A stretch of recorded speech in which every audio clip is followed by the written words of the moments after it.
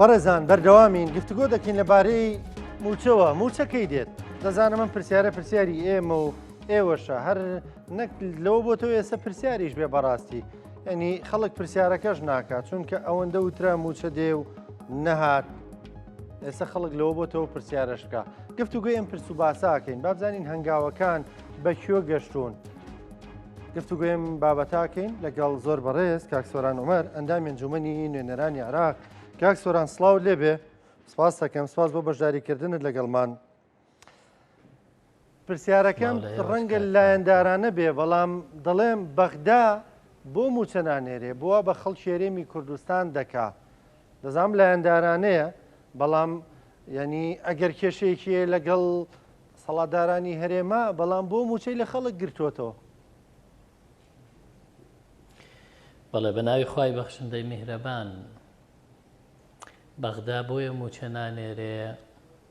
دەڵێ یاسای بوجەمان هەیە بە پێی یاسای بوجە من موچانێرم لەوێ پابەندیەک خراوەتە سەر هەرێمی کوردستان کە ڕۆژانە 400,000 بەرمیل نەوت دەبێ بدا بە سۆمۆ ئەمە حکوومەتی هەرێم خۆی ئەم ژمارەی لە بەرهەمی نەوتی ڕۆژانە خستۆتە ناو یاسای بوجە و داکۆکیشی لێ کردو و دەنگیشی پێداوە دواتر کە لە سەرەتایە ئەم نەوتەی ڕادەست نەکردووە بە هەمان شێوە یاسای بوجەوەک خۆی جێبەجێ نەکرا بڕیاری مەحکەمەی ئیتیحادی لەسەر موچە دەرچوو بۆ ئەوەی موچە جیا بکرێتەوە لەم بابەتانەی تر بەڵام تا ئەم کاتەی قساکەین موچە جیانە بۆتەوە لە ناکۆکیەکانی نێوان هەرێم و بەغدا لە کێشە سیاسیەکان لە کێشەی نەوت و داهاتی نانەوتی عێراق دەڵێ تۆ پێویستە بە پێی بڕیاری دادگای فیدراڵی نەوت و داهاتی نانەوتی ڕادەستی بەغدا بکەی بۆ ئەوەی موچە بنێرین بۆ ئەوەی بەشە بوجەش بنێرین ئەمە هۆکاری کێشەکەیە بەڵام ئەوەی کە بەغدا دەیکا بە سیاسی ئەوەیە کە وتی لە مانگی 4 بە دوایی تر ئێمە تەرخانکراوی داراییمان نەماوە ئەمە نووسرا و قسەیەکی سیاسی بوو و پشتبەستوو نەبوو بە یاسا ئەوەی کە هەرێمیش دەڵێ ئێمە پابەندین و هەموو شتمان ڕادەست کردووە عێراق بیانومان پێگرێ ئەمەش دیسان قسەیەکی سیاسی و ڕاست نییە حەقیقەتی ئەم کێشەی نێوان هەرێم و بەغدا ئەوەیە کە هەرێم تا ئەم کاتە ئامادە نیە نەوت بدا بە سۆمۆ و لە گفتوگۆکانیشە باسی لەوە کردووە کە هەرێم 282,000 بەرمیلی هەیە بەشێکی بۆ ناوخۆ بەکاردێنێت کە ئەمەشیان گرفتی لەسرە لەبەرەوەی ئەو بەشەی کە هەرێم بۆ ناوخۆ بەکارێنێ بۆ خۆی بەکارەهێنێ بە تیجاری فرۆشێ عێراق دەڵێ ئەو بەشە ئێمە وەری ئەگرین و هەموو نەوتەکەمان بەنێ سوتەمەنی بە سعری پاڵپشتی کراوی حکومی بنزین بە 450 دینار و نەوت بە نرخی بەرمیلی 30,000 دینار و غاز بە 250 دینار لیتری ئێمە ئەوەتانە دەینێ هەرێم بەمە ڕازی نییە دەڵێ ئەگەر شەریکات بێت بەشدار بێت لە پێدانی نەوتە ئەو کۆمپانیا بیانیانە ئێمە و کاتە ئەتوانین 282,000ەکە بدەین و 65,000مان بنەوە بۆ ناوخۆ و ئەگەر شەریکات نەیەت ئەوە هەرێمەڵێ من 100,000 بەرمیلتە دەمێ 65 مەوێ بۆ ناوخۆ یعنی هیچی نامێنێتەوە لە داهاتی نانەوتیش لە داهاتی ناوخۆ دیسان ئەویش گرفت هەیە هەرێم خۆیە لە 4.7 تریلیۆن دینار ساڵی 2024 داهاتمان بووە عێراق داوای نیوەی داهاتی مانگانەی هەرێمەکە هەرێمەڵێ نەخێر من تەنها نیوەی داهاتی باج و گومرگتە دەمێ ئەمە کورتەی کێشەکەیە و لە ناو ئەم نێوانی ئەم کێشە دەبینین خەڵک لە 7 ڕۆژ تێپەڕیەوە موچەی مانگی 5 و 6 وەرنەگرتووە کاک سۆران ئێستا گەشتون بەچی دەوترێ هەندێک بەرەو پێچوونەیە ڕێکەوتنەیە بە تایبەت لەسەر مەسەلەی نیوەی داهاتوە ینی نەوتەکە ماوە وەکو کێشە بە تایبەت ئەو بڕی هەرێم داوای دەکا بۆ ناوخۆ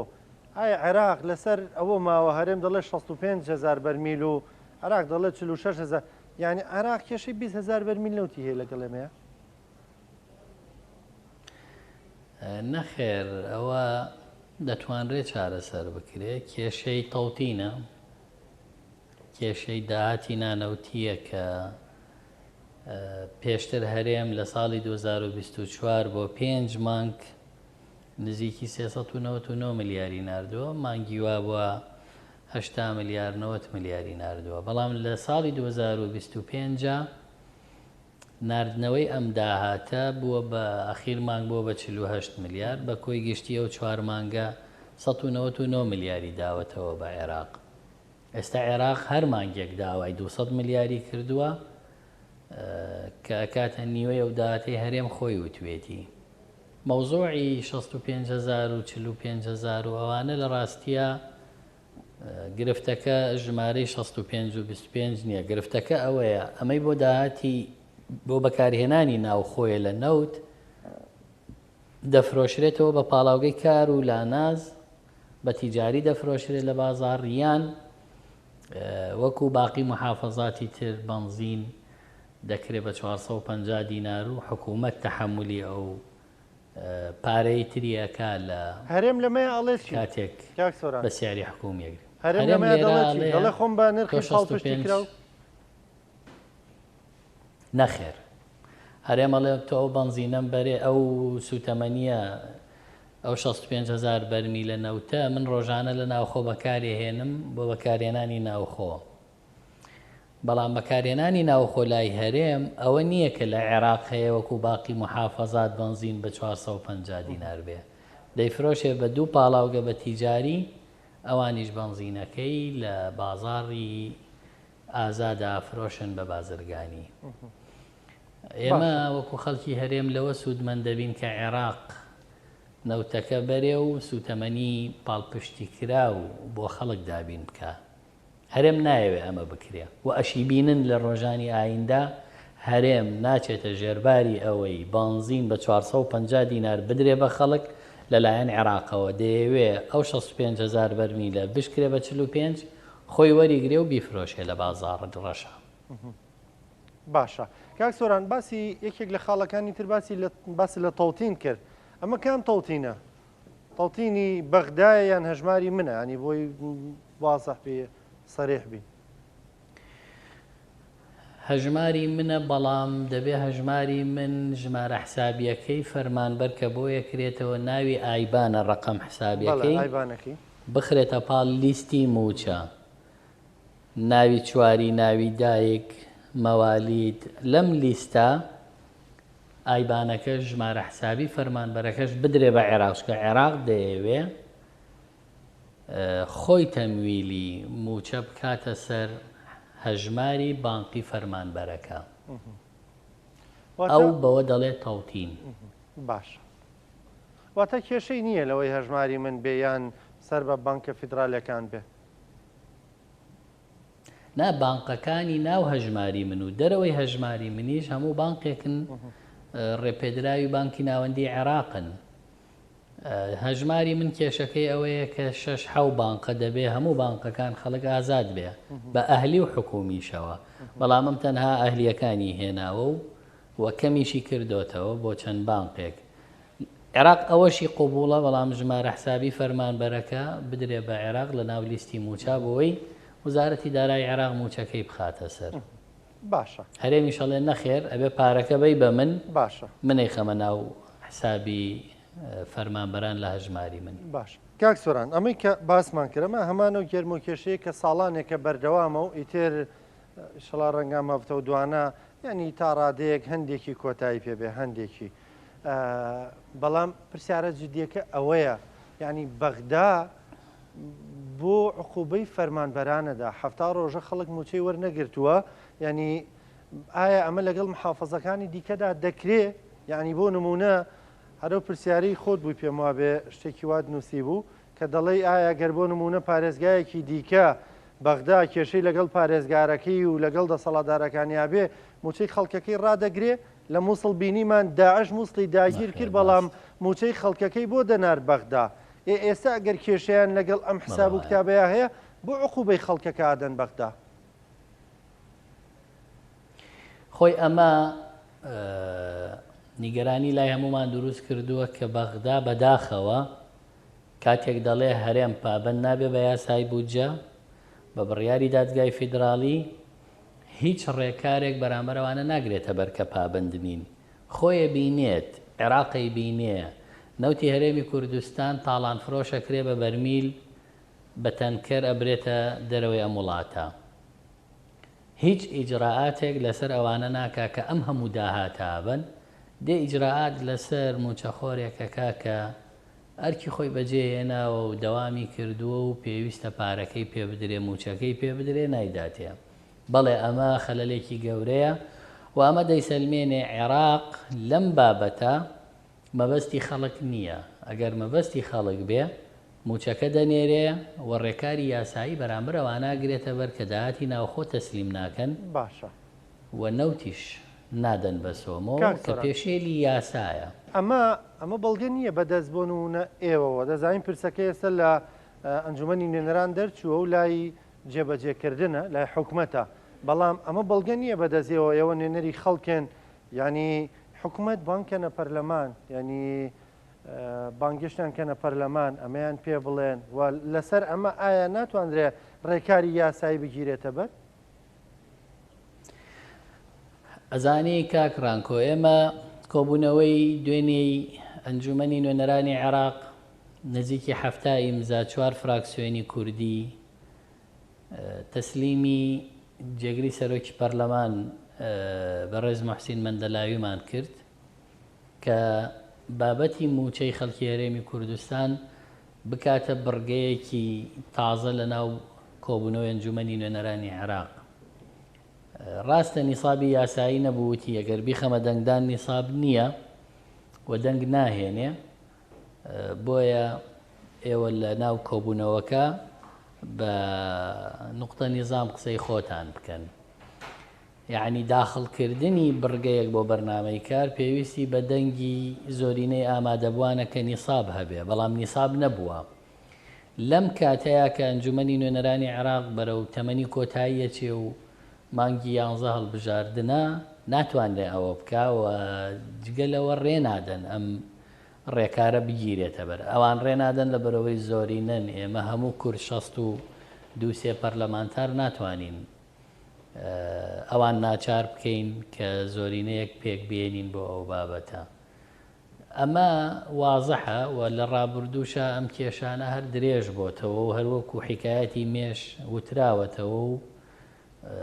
بەڵام نهێنی زۆر گەورەی تیانە. ئەو کۆمپانیایانەی کە ئێستا دەستیان بەسەر نەوتی هەرێمی کوردستان ئاگرتووە و ڕۆژانە 120,000 بەرمیل نەوت بەرهەمەهێنن، لە دەرەوەی ئەوە کۆمپانیای ناوخۆیی نزیکی 160,000 بەرمیلی تر بەرهەمەهێنێ. ئەوان پێیان وایە و حیسەیەهی کۆمپانیاکانە و لە بری قەرزە لە بری کرێی دەرهێنانە. بۆیە بەڕاستی نە ئێمە کە من بۆ خۆم 2 خول لە پەرلەمانی کوردستان بووم، ئەوە خولێکە لە عێراقم و نە عێراق و نە ئەوانەشی لە هەرێم لە دەرەوەی ئەو چەند کەسە مەحدودن کە گرێبەستی نەوتیان کردوە. کەس نازانێت نەوتی هەرێمی کوردستان چۆن فرۆشراوە، چۆن شەراکەتی تیاکراوە، چۆن پارەی تێچوو هەڵەگیرێتەوە، چۆن مڵکانە هەڵەگیرێت، چۆن قازانجدا بەشەکرێ، شتی سەیری تایە. ئەمە بابەتە ئاڵۆزەکەیە کە هەرێم نایەوێ شەفافیکە. باشە کاک سۆران، ئەنی چەند خولەکی ماومانە باز لەوە دەکرێت هەرێمی کوردستان و بەغدا نزیکن لە ڕێکەوتن. هەندێک خەون هەڵچندراوە بە دانیشتنی سبەینەی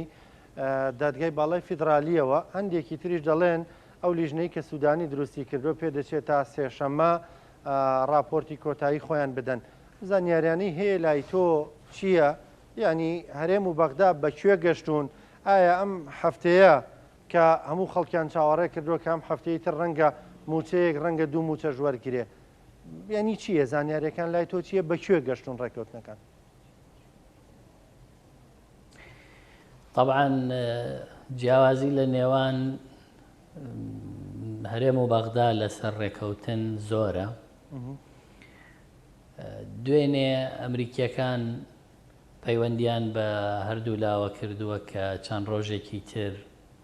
بوەستن ئەوان لە هەوڵان بۆ ئەوەی هەردوو حکوومەت نزیککەنەوە لە یەک و ئێمە ئەمڕۆ فراکسیۆنە کوردیەکان لەگەڵ جێگری سەرۆکی پەرلەمان لەگەڵ لیژنە وزاریەکەدا ئەنیشین بۆی بزانین گەیشتوونەتە کوێ و بەرەو کوێ ئەچێ ئەو ڕاپۆرتەی کە هەردوو لا قەناتیان پێی بێ و نزیک بێ لە ڕێکەوتن و بیبەنە کۆبنەوەی ئەنجومەنی وەزیران دوایە و کۆبوونەوەی ئێمە توانین بەرچاوڕۆن بین. واتانی ئێستا ئێوەش بەرچاوڕوون نین ینی تا ئەم چرکە ساتی قساکەین ئەی نازانن چی هەیە؟ نەخێر هەردوو پارتی دیموکرات و یەکێتی نیشتیمانیش کە بەشدارن لە ئیدارەی دەولە ڕەنگە ئەوانیش ئەم شەو کۆبوونەوەیان هەبێ لەوێش دیسان ئەم بابەتە گفتوگۆی جدی لەسەرەکرێتەوە و ئومێ دەکەم ینی جگە لە ڕێکەوتن ئێمە چارەسەرێکی ترمان نییە و جگە لەوەی کە مافە دەستوریەکانمان شایستە داراییەکانمان لە بەغدایە لە شوێنێکی تر نییە. هەندێک خەڵک دەڵێن بۆ ناکشێنەوەیە کە بگەین ئاەکشانەوە چارەسەرە کاک سۆران بە ئێوە دەڵێن بە هەموو کەسانە دەڵێن کە لە بەغدا پۆستیانێ ئایا چارەسەرە کشانەوە؟ ئەگەر هەرێمی کوردستان بێت قەناعەتمان پێ بکە کە بە نەوتەکەی ئەی فرۆشی و بەداهاتەکەی ناوخۆ توانێ موچە بدە بە فعلەن هیچ ئیشمان بە بەغدا نییە سەر کۆمار و وەزیرەکان و هەموو بکشێنەوە ئیستیقالە بکەن و پەرلەمانتارانی ژەتوانین جێی بێڵین ئیستیقالە بکەین بەڵام دابڕان لە عملیەی سیاسی لە هەرێمێکی فیدراڵ لە ناو عێراقێکی فیدراڵ بەڕاستی ئەمە چارەسەر نییە. چارەسەر وەگوتم تەنها و تەنها ئەوەیە ڕێ بکەوین بە ڕێکەوتنێک کە یاسای بودجە و بڕیاری محکەمەی ئیتیحادی هەردوو حکوومەت وەکو یەک جێبەجێی بکەن. سپاس دەکەم کاک سۆران ینی بەڕاستی بەداخەوە دوای هەفتا ڕۆژ ئەم چرکە ساتش کە قسەی تێدا دەکەین هێشتا هیچ ئاسۆیەک نییە بۆی کە بڵین لانی کەم ئەم مەفتەیە خەڵک ئەتوانێ موچەکەی وەربگرێ لای تۆژەر بەو شێوەیە ینی باوەڕ بکە کاکڕامکۆ ئەگەر ئیتیفاقیش بکرێ زەمانەتی پابند بوون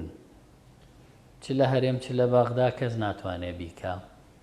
ڕەنگە لێدوانی بەرپرسێک لە هەرێم تێکی بدات بەڵام بەداخەوە هەموو قورسایی ئەم دۆخە و باجی ئەم ناکۆکیانە کەوتۆتە سەر ژیانی خەڵکی هەرێمی کوردستان بریا بڕیاری دەستگیرکردنیان بۆ بەرپرسانی هەرێم دەربکردایە و قەدەغەی سەفەریان بخستنایەتە سەر بزانە و دۆخە حەلە بوویاننا بەڵام کە عێراق دەست بۆ گیرفانی خەڵک نابێت گیرفانی خەڵک بەلای بەرپرسانی هەرێمەوە هیچ نییە. ئەی بۆ بەغدا کاک سۆران ئێمە لە ڕابردووە کاک ڕامکۆ ئێمە لە ڕابردووە ئەوانەی کە شکاتی محکەمەی ئیتیحادیان کردبوو و بڕیاری محکەمەی ئیتیحادی بۆ تەوتین و موچە دەرچوو هاتنەوە لە هەرێم هاتنەوە لە بەغدا چوونە دائیرەی تەنفیز جێبەجێکردن نووسراویان بۆ حکوومەتی هەرێم نارکە پابند بێ بە بڕیاری دادگای فیدراالیەوە موچە لە کاتی خۆی بدرێ حکوومەتی هەرێم وەڵامی نەدایەوە چوونە دادگای تایبەتمەند بۆ شکاتکردن لە بەرپرسانی کە پابند نین بە ڕادەستکردنی نەوت و تەوتین و داهات دادگای عێراق داواکەی ڕەفز کرد و وەری نەگر واتە نایەنەوێ ئیجراعات لەسەر بەرپرسان بکەن دێن تەنها و تەنها لەسەر موچەی خەڵکیەکەن ئەمە تاوانێکی گەورەیە کە عێراق دەرهەق بە خەڵکیەکە ڕێکاری یاسایی بەرامبەر بە بەرپرسیاران لە ڕادەست نەکردنی نەوت و داهات ناگرێتە بەر ئەمجا ئەوانەشی تخوا کاگرامکۆ ئەوانەشی کە خۆیان موچە و حیمایە و هەموو شتیان لە بەغدایە و دێن دەفعی هەندێک لە بەرپرسی باڵای هەرێمەکەن کە ئێمە لە عێراق بکشینەوە و عێراق شۆڤێنیە و عێراق وایە و عێراق وایە بەڕاستی ئەم قسانەیە قوڕی کردووە بەسەر خەڵکا و بەرپرسانیشی بە جۆرێکی حراج کردو خۆشیان نازانن چۆن لەم ئەزمانە دەرچن کە بەردەوام بۆیان دروستە بێ تۆ انتخاباتت کردووە کوا نەتیجەکەی ئەمەکەی حرمەتگرتنی قەوارەی هەرێمە حکوومەتێکت هەیە تەمەنی لە کاربەڕێکەر و بەسەرچوش دەرچووە ئامادەنیت حکوومەتێک پێک بهێنی و سەرۆکی پەرلەمان هەڵببژێری ئەوە تا ئەمڕۆ داوا هەیە لەسەرەوەی ئەو پەرلەمانەشی هەڵبژاردووە هەڵوەشێتەوە ئەو پەرلەمانەشی کە بەسەر چوو هەڵوەشایەوە ئەمانە خەتەرن لەسەر قەوارەی هەرێم نەک خەڵک موچە بێنێتەوە لە بەغدا بۆ میلەتەکەی بڵێ وەڵا ئەمە جاشایەتیە. کاک سۆران ئەو داوای هیچ کێش کاکە جاشایەتی بۆ ئێران و بۆ تورکیا و بۆ دنیا کرێ بۆ عێراقیشی بکەن لە پێناو میلەتەکەتانە. باشە خۆ جاشایەتی چییە؟ ئەو هەموو بەرپرسە باڵا لە عێراق پۆستی هەیە دەوترێت سوێنێ باخوان بکشێنەوە پۆستی ئێمە نین هی معارەزە نین. باشە ئەمە دو پرسیارمە دەوترێت سوێنێ دادگای فیدرالی دادەنیشێ پەیوەست بە موچەش شکاتێک هەیە لە مەحکەمە دوایە هیچ نەتیجەیەکێ بێ؟ دادگای فیدرالیش چاوەڕێی ڕەنگە ئەوە بێ کە ڕێکەوتنە سیاسیەکان بە چه ئاقارێکە ئەڕۆن و ئێمە لە بوونی حاکم جاسم سەرۆکی پێشووی دادگای فیدرالی چاوەڕێی دەرچوونی ئەمری وەلایی بووین بۆی ئەم ئەزمەیە قوڵ نەبێتەوە بەڵام دۆخێک دروست کرا کە ئەویش بە ناوی خانە نشین بوونەوە سەرۆکی دادگای جێهێشت و نازانم دادگا ڕەنگە تەوەجوهی وەک پێشوو نەبێ کە ئامادە بوون ئەمری وەلایی دەرکەن. ئەمە فتەیە موچە دێت یان نایەت؟ وەڵاوە بێ تەیب سامی و کاگاوات جوابیەوە بنەوە ئەوان وەزیری دارایی. هیچ زانیاریەک نییە لە لای تۆ ئەوەی کە ڕێککەون ڕێنی هیچ ئەمە دوا شتەکە بڵین. وەگوتم ئێمە شەو کۆبوونەوەمانەیە لەگەڵ لیژنە وزاریەکەی کە دروست کراوە بۆی بزانین بەرەوکوێ ئەڕواوە نەتیجەی کۆبوونەوەی ئیدارەی دەولە و ئەو فشارەی ئەمریکیەکان کردویانە. زۆر باش. بەڵکو ئیشاڵڵا وا بکە موچەیە بۆ میلەتەکەمان بێنین دوای 34 ساڵ لە حکومڕانی بگەڕێینەوە سەر ئەوەی بپارڕێنەوە لە عێراق موچەیەکمان باتێەوە ئەو هەموو داهاتەش لە هەرێم و ئەو هەموو ملیاردەرە گەندەڵەش لە هەرێم لەسەر قوتی خەڵک هەڵتۆقیون بەداخەوە ئەوە قەوارەی هەرێمی وێران کردووە و هەرێمی زایف کردووە. کاک سۆران وەرەندام ئەنجومەنی نوێنەرانی عێراق سپاس دەکەم سپاس بۆ بەشداریکردنت لەگەڵمان.